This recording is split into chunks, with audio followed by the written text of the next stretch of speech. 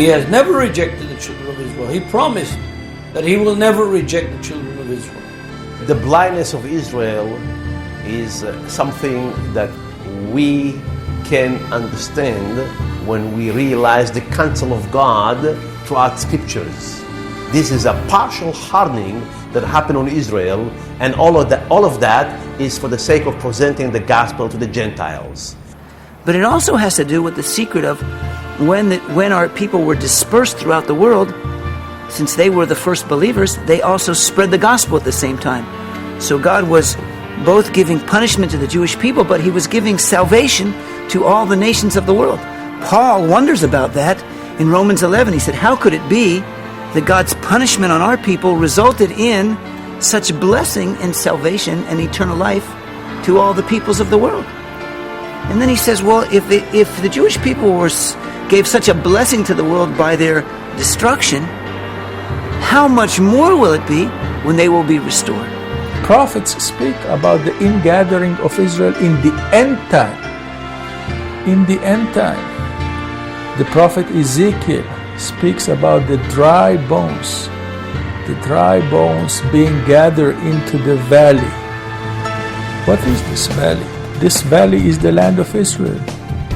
Who are the dry bones? The Jewish people scattered around the nation, suffering, and especially after Nazism, after the Holocaust, the Jewish people were really dry bones, killed bones. A division of the dry bones, and in the heart of that vision of the dry bones, he calls the Spirit to come from the four corners of the earth and breathe spirit and life to the dry bones. Now, what is that Spirit? That Spirit is in the heart of the saints, and God moves upon them, giving them love and compassion, and furthermore, the Spirit have reached the end of the earth. Our people were scattered for 2,000 years and now brought back to their own nation, which has never happened to any other nation before. It's a great miracle. The fact that Jerusalem came back into the control of Jewish government is looked at by most prophecy teachers as a major fulfillment and a sign of the end times and the return of Yeshua. Jesus gave an interesting parable in Matthew 24. He said, I want you to look at the fig tree. He said, when the branches of the fig tree become soft, and when the first leaves come out, then you will know that the end is near, and that generation will not pass away till all that happens. The fig tree is the nation of Israel. The nation of Israel has been dry and stiff spiritually concerning Jesus. The nations being soft means that the people's hearts will begin to soften and at least be willing to listen to the message of the gospel. Today, when we share the gospel, people are open, very open, all over the country. That is the branches becoming soft. Jesus said not only will the branches become soft, but the first leaves will come out.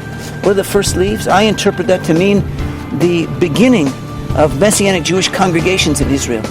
We believe there are about 14,000 believers in Jesus under this title. When I was 17, I remember there were about 200 to 300 believers.